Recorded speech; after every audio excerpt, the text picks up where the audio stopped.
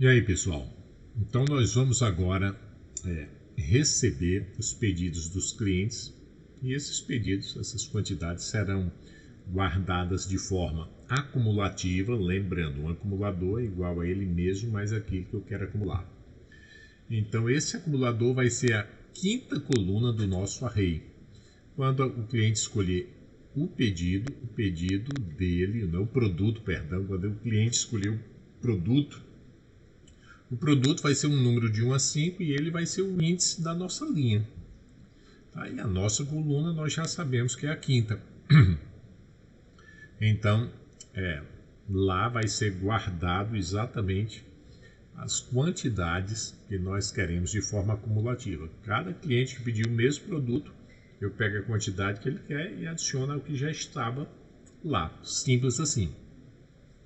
A questão é que nós não sabemos quantos clientes serão atendidos, então nós precisamos criar um laço não contado. Um laço não contado, pessoal, é aquele laço onde a gente usa a seguinte estratégia. Olha, o que foi que nós aprendemos sobre os laços? Para fazermos um laço, nós aprendemos que eu tenho que escolher uma variável de controle em primeiro lugar, esse é o método. Depois eu crio a condição que envolve essa variável de controle. Depois antes de inicializar de começar o laço, eu inicializo a variável de controle. E antes de sair do end final do laço lá, eu atualizo o valor da variável para não entrar em loop. 4 passos muito simples e genérico. Para um laço não contado não é diferente. Como é que nós vamos fazer? Nós aprendemos também que criamos uma convenção. Deseja continuar sim ou não, por exemplo. Aí você vai dizer que 1 é para continuar. Qualquer outro número que não seja 1 vai parar. Tanto pode ser 0, 2, 3, qualquer outro número que não seja 1, que quer dizer continuar, o laço vai parar.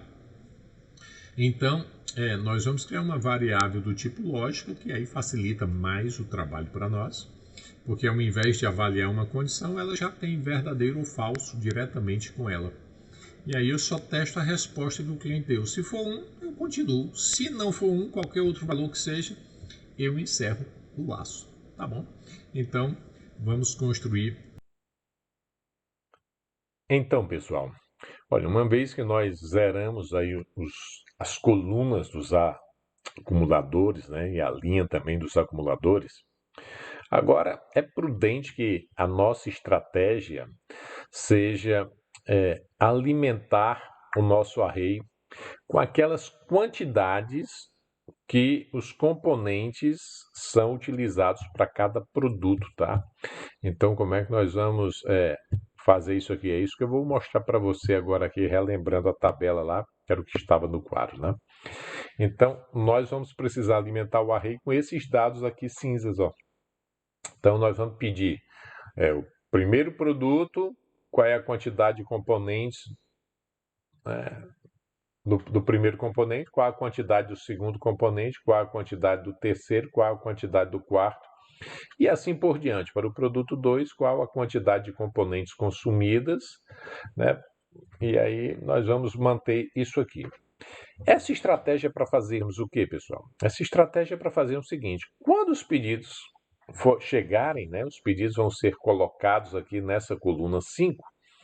E aí, depois que eu somar todos os produtos, quando você sair do laço while, dos N clientes, que não sabemos quais são, depois disso você vai pegar simplesmente aqui, eu pego a quantidade de componentes que eu tenho aqui, olha, né? Componente 1 para o produto 1, multiplicado pela quantidade que foi pedida, vai me dar um total de componentes 1 a ser usado para o produto 1. Aí eu simplesmente fazendo essa multiplicação guardo o resultado aqui mesmo, porque isso é um local de memória. Então eu só vou precisar desses valores cinzas aqui no início como dado do problema. Depois que eu fizer os cálculos, eu simplesmente multiplico isso pelas quantidades pedidas e guardo o resultado no próprio lugar aqui. Se eu quiser saber os totais de componentes 1 geral que eu vou precisar, o total dele vai estar aqui, tá bom? Então, é isso que nós vamos fazer agora. Simplesmente você vai nos acompanhar aí e nós vamos alimentar, então, o array com esses dados do programa inicial, para facilitar. Você entendeu? Você precisa desses dados do programa. Professor, tem outra maneira de fazer isso? Tem. Né? Se você não quiser alimentar a princípio, você teria que fazer o cálculo e jogar individualmente cada um dentro do array. Mas aí talvez não fosse muito prático. Aí, de fato, não seria tão prático. Então, vamos fazer isso. Volta lá para o nosso programa Pascal e vamos, então, alimentar o array com os dados do programa, tá bom? E aí nós vamos olhar quais são as quantidades que estão impressas aqui para mim, para a gente poder fazer isso aqui. Então, vamos voltar aqui para o nosso programa. Então, eu me confundo às vezes com as telas, né? A tela da apresentação e a tela própria do programa onde eu estou escrevendo, que é essa aqui, ó, tá bom? Então vamos lá, como é que nós vamos fazer isso? Vamos colocar sempre as nossas mensagens para facilitar, né? Então tá aqui, ó, alimentando o array com as quantidades de componentes por produto. É isso aí que nós vamos fazer. Então, como o nosso array é bidimensional, nós vamos ter já de imediato dois for. O primeiro for, eu vou sempre usar a variável i, inicializada de 1, atribuição de 1, to. Então, lá no Excel, eu tenho quantos produtos que são representados pelas linhas? 5 produtos. Então, tem que ser de 1 to 5. Tá? E aí, eu faço o quê? Debaixo disso, eu faço assim agora, ó. Escrevo um begin aqui, porque eu vou criar um bloco de coisas. Sempre que eu escrever um begin, eu já escrevo o end, né, ponto e vírgula, e agora eu vou engordar esse begin aqui, tá bom? É isso que eu vou fazer, tá? Então, dentro do meu begin, como eu vou receber, vou alimentar aqueles dados aqui da planilha, né? Então, eu já posso fazer o seguinte, assim, ó, o write, para a gente saber onde estamos situados, né? O write ln, aí, cadê o parênteses aqui? Chave, produto. Então, se eu estou no produto, o meu produto é guiado pela variável i. Encerrei aí a frase, vírgula, a variável i de controle, vírgula, aí eu abro aspas de novo, eu vou dizer o produto, tá bom? Ponto e vírgula, produto X lá, um ponto e vírgulazinho, né? Espaço aqui. Fecha aspa e vou fechar o parênteses aqui também, ponto e vírgula. E aí eu vou colocar o write sem nada, né? Só para ele mudar de ln para o write comum. Acredito que dá certo, senão a gente detecta isso na compilação, tá bom? Então vamos lá. E aí agora eu tenho o for dos componentes que vai varrer aí as nossas colunas, tá bom? Então for j variando também de atribuição 1, to, aí apenas até 4, né? Tem o meu do. E aí no meu do também eu vou fazer a mesma coisa. Eu vou escrever um begin. E se eu escrevo um begin, eu escrevo imediatamente um end, ponto e vírgula, e volto para engordar aqui a minha...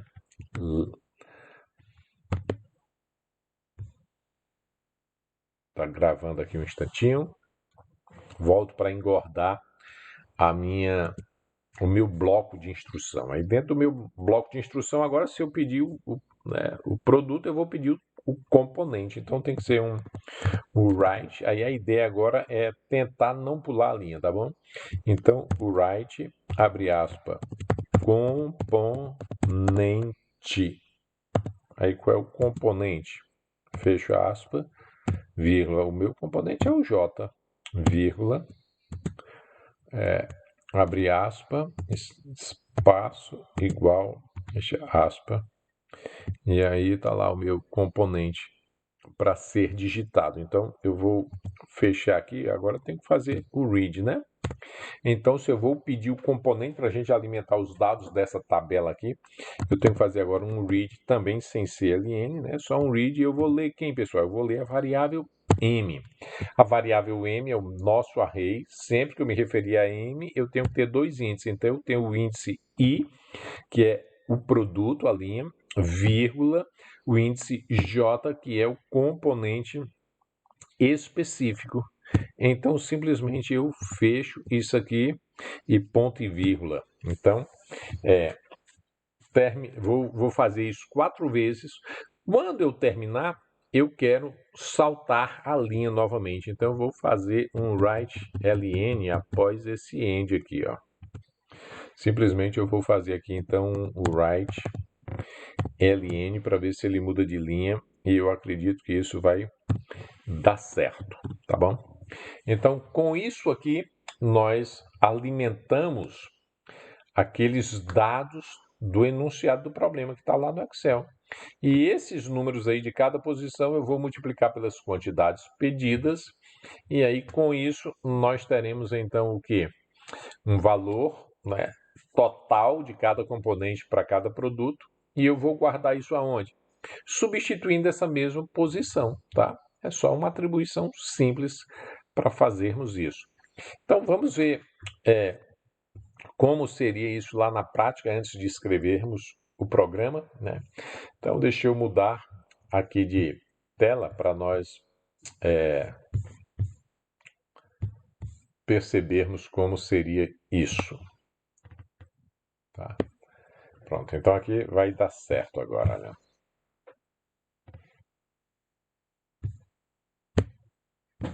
Pronto, então suponha o seguinte, pessoal. Suponha o seguinte, vou afastar um pouquinho aqui para a esquerda para ver se melhora ali.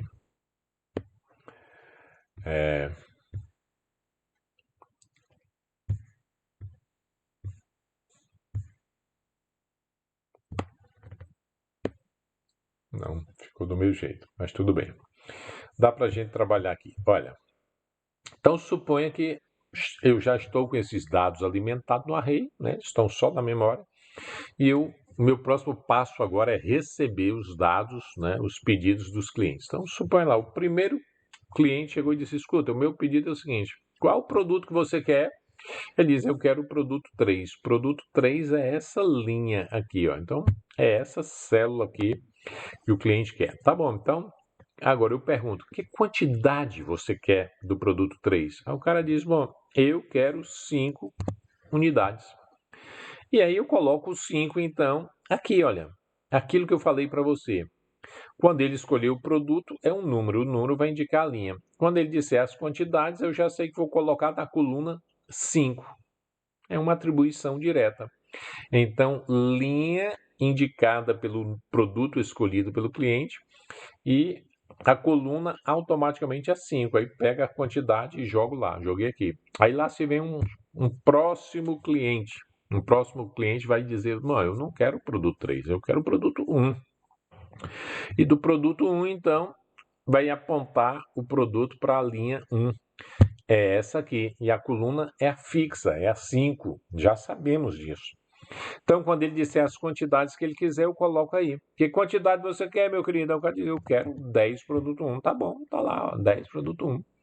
Aí vem o terceiro cliente. Olha a diferença aqui. Qual é o total de pedidos até agora? O total de pedidos de produtos são 15 produtos. Mas, por enquanto, eu só atendi 2 clientes. Percebe a diferença da informação de uma coisa para outra? Total de produtos pedidos, 15. Quantos clientes eu já atendi? Só 2.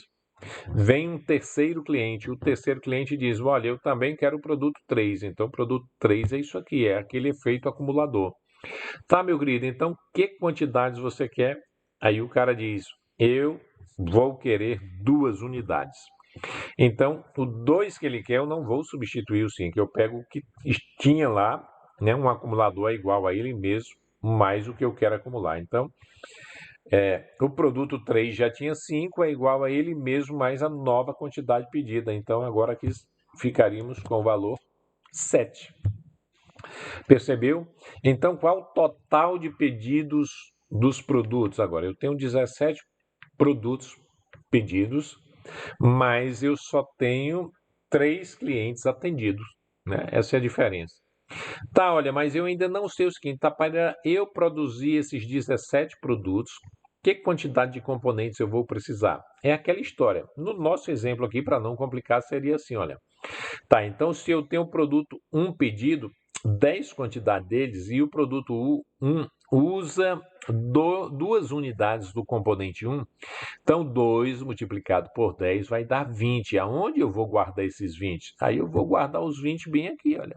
Eu vou guardar os 20 bem aqui. Seria isso. Tá, então se eu tenho, né, 3 componentes 2 para cada produto 1 e foi pedido 10, aí 3 vezes 2, 30. Aqui vai virar 30, 40 e aqui 0. Tá bom? Só para nós ilustrarmos. Vou deixar assim por enquanto. Essa é a outra estratégia que nós vamos fazer, por isso que nós alimentamos inicialmente, né? Se fosse o produto 7, tá? O produto 3, perdão, que tem 7 unidades solicitadas, vai precisar de quanto do componente 1? De nada, ele não consome o componente 1.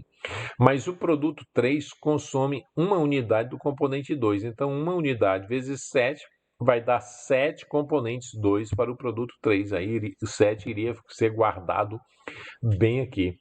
Tá bom? Então, só para nós entendermos, é isso, que é o próximo passo que nós vamos fazer do programa, então. Será o quê? Nós já alimentamos esses dados no array.